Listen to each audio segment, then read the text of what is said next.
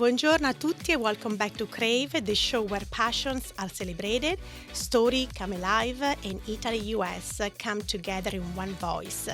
Oggi è davvero una puntata speciale. I'm honored to welcome Marco Sassone, pittore italo-americano di fama internazionale. For over 5 decades, Mario has painted his way from post-war Florence to California and beyond, capturing emotion, humanity, and truth in every brushstroke.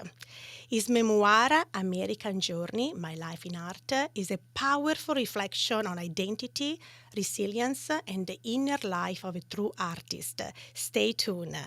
And of course, we will see L'Angolo della Lingua Italiana with Vania, and Alex Lopez is here in studio with your latest 49ers update. Buongiorno, Alex. Buongiorno, Samantha. How are you doing? I'm doing really good. Okay, cominciamo. Let's begin. So for today's check-in, I thought I would ask kind of a different but similar question. Mm-hmm. So what's one thing you're grateful for this morning, Samantha? Wow, there is so many things I'm grateful for, but one of the things I'm trying to live in present time, so I'm grateful that I'm here, and I'm grateful for sharing, this space with you and for all the people around us, and it's so important for me to also to share, our stories through Crave. So that's what I'm grateful for. But so many things I'm grateful for: my family, my friends, you. People behind the scene, Yeah. So many people, yes. Yes. What about you? Definitely. It's hard to say one thing for sure, but I'm going to focus on one thing. And that's being able to kind of feel my feelings. I'm very grateful for that. And I was thinking a lot of this quote, which is, but to feel nothing so as not to feel anything, what a waste. Beautiful. Yeah, and I think it's important that when you're going through maybe difficult times, when you're healing, when you're, going through probably not the best emotions, it could be easy to want to push that away or to shove that off. But I think it's really important to feel those emotions because you're human. It shows that, you're going through things, and that's a beautiful thing, even if the feeling isn't the best. It's beautiful. I love it. Thank you for sharing that. Yeah, of course. Thank you. Are you ready? I'm ready. Okay, cominciamo. Let's begin. And now I'm so excited to dive into today's conversation. Marco Sassone is internationally acclaimed Italian-American painter whose memoir, American Journey, My Life in Art, reflects a timeline of creativity, passion, and resilience. Marco, it's an honor to have you today on Crave. Hello, Samantha. Thank you for inviting me. It's a pleasure to be here with you and also with your team of Crave. Marco, I would love to start your memoir. What inspired you to tell your story now, and how did this journey or reflection begin? Well, I think it has something to do with my crazy life, the entire book. You go back in retrospect and think about all the periods of life and periods of painting, and you draw from there. My inspiration, my passion, my low and my highs has been a labor of love. How did the book come together, and why did you decide to share your story now? The book actually came together slowly, naturally, as I'm painting. In the San Francisco studio, by the way, during the mid-90s, I found myself writing on pieces of paper in the corner of my studio. And at that time, I didn't know exactly that my book was going to be coming out. But these pieces of paper, they grew and they amalgamated into something that I thought could be possible. And in fact, we finally did publish the book. What do you hope readers in both the US and Italy will take away from it? I would hope that they will take away that anything is possible. Like in my case, something was possible despite the challenges of my profession, a very difficult thing to go through in life. But I think that I really am very pleased that I was able to support myself since my arrival in Southern California in the mid 60s, all the way to San Francisco, and then now in Canada. Marco, let's go back to Florence. How did your early life there shape you as an artist? Memories. Well, at that time, I didn't know that my life there at the beginning was shaping me as an artist, but I guess it did. Many memories from the school where the teacher would be taking my drawing and show it to the entire class and saying, "This is the way you're supposed to draw." So that gave me a lot of confidence. Then I started painting on location on the Arno River, panoramas, and so forth. But the major event was the meeting with my professor, my mentor, Silvio Loffredo, who was a pupil of the Austrian expressionist Oskar Kokoschka. From him, I learned the freedom of expression that has remained with me throughout my career from the beginning to now. So Florence was a real base for what I have continued through the years. So, Marco, what inspired you to move to South California and later to San Francisco? I was traveling throughout Europe. I spent 6 months in England, came back to Florence, and decided to take a painting trip to Southern California. I had with me a box of paint and few brushes and arrived in Southern California, in Los Angeles, in 1967. Everything was different. The light, the panorama, everything. But right there and then, in the middle of the palm trees, I discovered that I needed to be there because I was escaping at that time the weight of the Renaissance in Florence. I need to be free. I needed to start painting. And that's where I began. From there, after 10 years or so, 12, 13 years, I moved to San Francisco because I got too comfortable with Laguna Beach. And normally what happens with me, the moment I get comfortable with a place, it's the beginning of the thinking that I have to move. And I moved to San Francisco. That was a wonderful period of time for 25 years. Everything changed, the landscape, the people. I didn't know anybody, but it was such a wonderful experience. Why did you move to Canada, and how did the transition influence your art and life? Canada was a very interesting thing. My beautiful wife made me an offer I couldn't refuse. And I arrived in Canada, I want to tell you, was a traumatic experience because from my beautiful studio of San Francisco, arriving in Toronto. But you know, I really like to look at the city, the metropolis. I discovered the tracks. And in fact, my major series of painting was the track, the railroad track, which for me was synonymous with my life in many ways. Departure, arrival, and also, most importantly, the process. How will you describe the evolution of your painting style over the years? Well, the evolution, especially with an artist, is essential. And I certainly had an evolution from the time I was in Southern California to San Francisco, and also the current times here. At the same time, the most important thing for me was to remain truthful to my own origin, to stick with what I was and with the truth that was present in my paintings.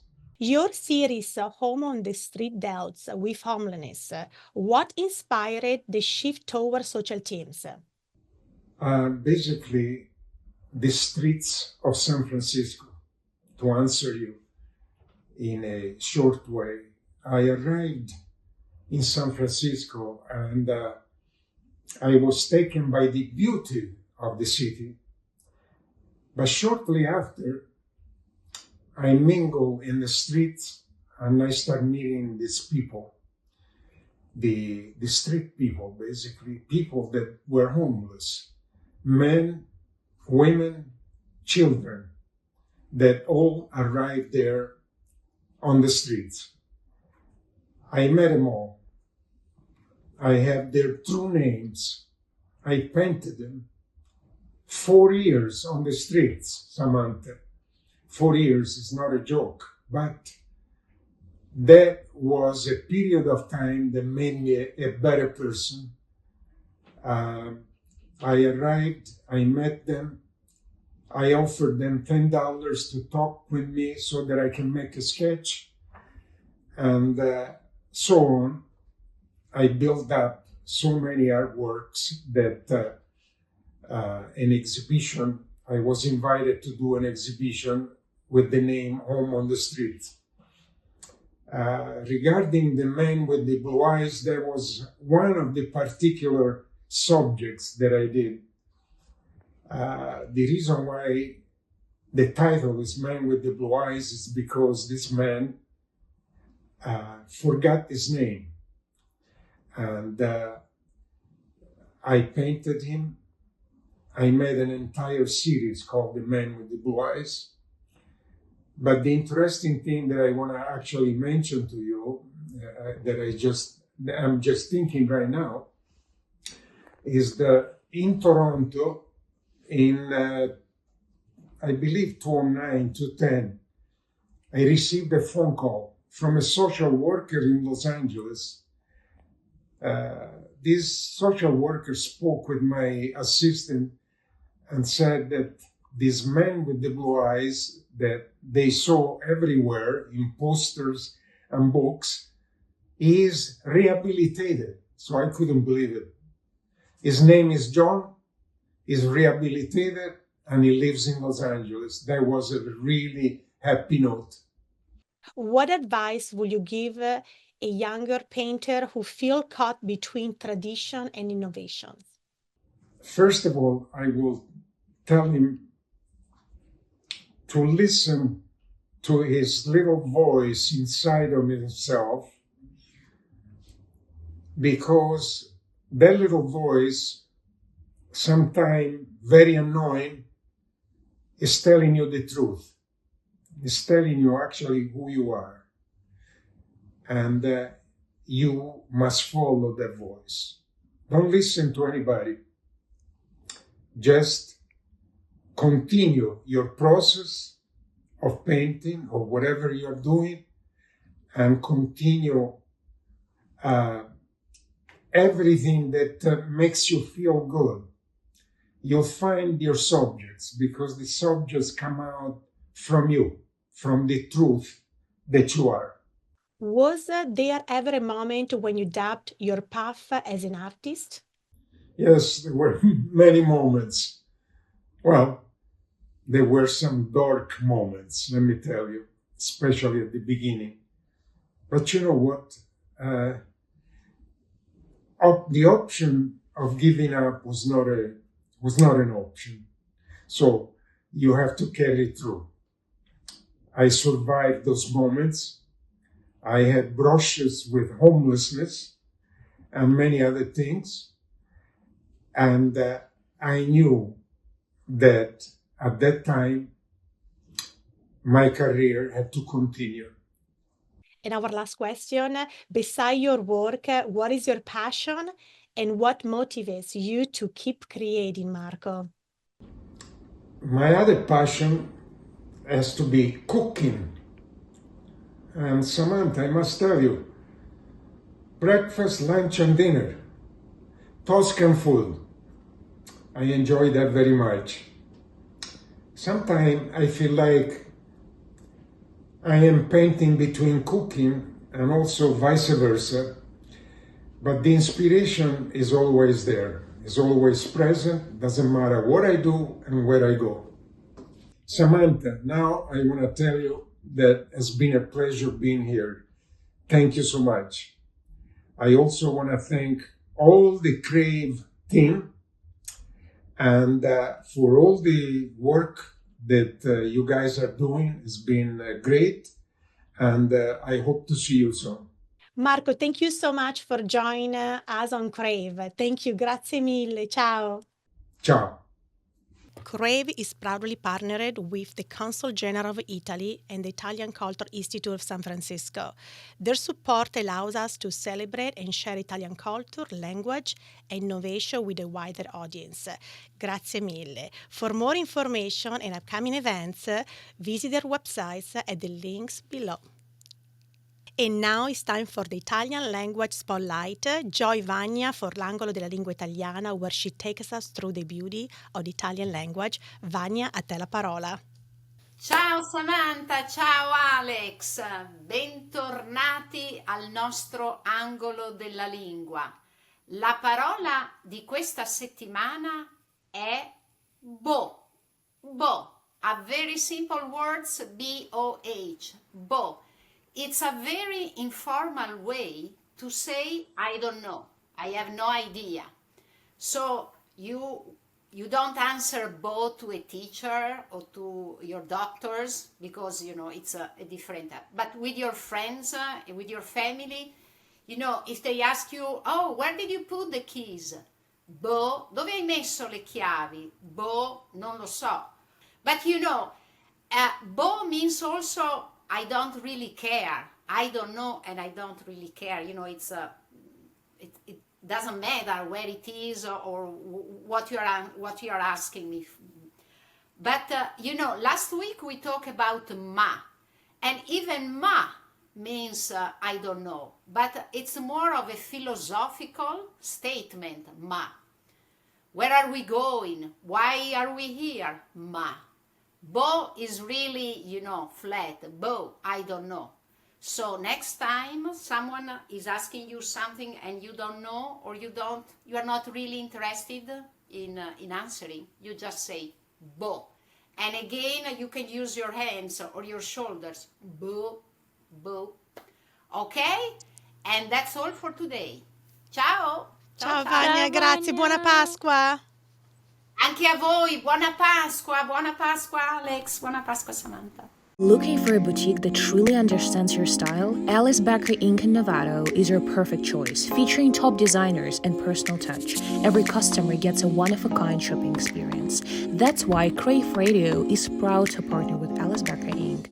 Thank you for Alice Baker Inc. for supporting this episode. Now, Alex, what's going on with the 49ers? Before we kick things off, I want to give a huge congratulations to Brandon Ayuk, who got married over the weekend, and I'm wishing him and Rochelle nothing but love and happiness.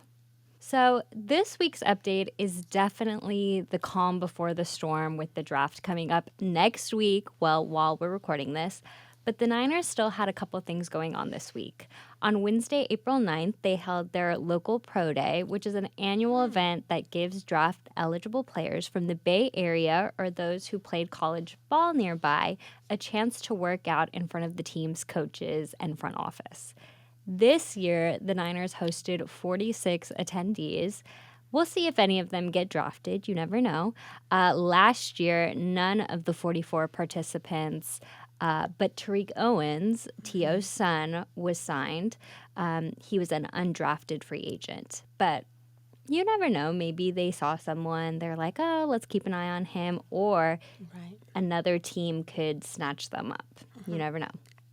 I just loved seeing Kyle Shanahan and Robert Saleh reunited on the practice field. It just felt very special.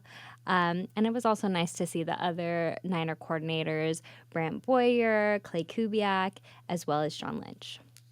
And in other news, an all-new docuseries about the 49ers is coming to AMC and AMC Plus in 2026. It's called The Team of the 80s, and according to AMC, it'll tell the story of the legendary dynasty like we've never seen before. It's packed with exclusive footage, interviews, and it's produced in partnership with NFL Films, Religion of Sports, and Skydance. I loved the Joe Montana docuseries in 2022, and of course Netflix's Receiver with George Kittle and Deebo Samuel. So I'm really excited for this. There's just something really special, I think, about being able to watch the history of the team and the behind the scenes. I just love it. I do get why some fans are not really excited, that they're highlighting this specific team. But that era is just so iconic. You can't help but, feel nostalgic and feel excited. And even if you weren't alive during that time, I think just something about that time is just so special. And that's all for this week's update. But make sure you tune into the draft. The first day is April 24th. And you get to see how it all unfolds. And of course, stay tuned for the next update where I'll be breaking it all down. Thank you. That's awesome. I have a question, actually. Okay. Why do you think the team of the 80s still gets so much attention today? Definitely a couple things. You have the dynasty that they had. They won 4 Super Bowls in the 80s, and they kind of set that standard for excellence. Also, there were just like legends on the roster. Joe Montana, Jerry Rice, Bill Walsh, and they really shaped the game of football. Also, the West Coast offense revolutionized how football was played and is played. And of course, you just have cultural impact. Their success made them this national brand with a loyal fan base that spans over generations. I think of my dad and my grandpa and, that love that they have for the team. So that's awesome. Thank you. Yeah, of course. Thanks. Before we wrap up today's 49ers offseason update, fuel up with the official energy drink of greatness, Goat Fuel, co-founded by the GOAT himself, Jerry Rice. Use our affiliate code to get 10% off your order. It's the perfect way to power up and to support Crave. The link is in the description down below. Thank you for tuning in to our 11th episode of our 6th season. Follow us on Instagram at crave.show and follow us on TikTok at crave732. We are also on Apple Music, Spotify, iHeartRadio, on YouTube. Don't forget to subscribe. And also make sure to check our website, craveshow.com. Ci vediamo settimana prossima e auguri a tutti. Grazie, ciao! Bye.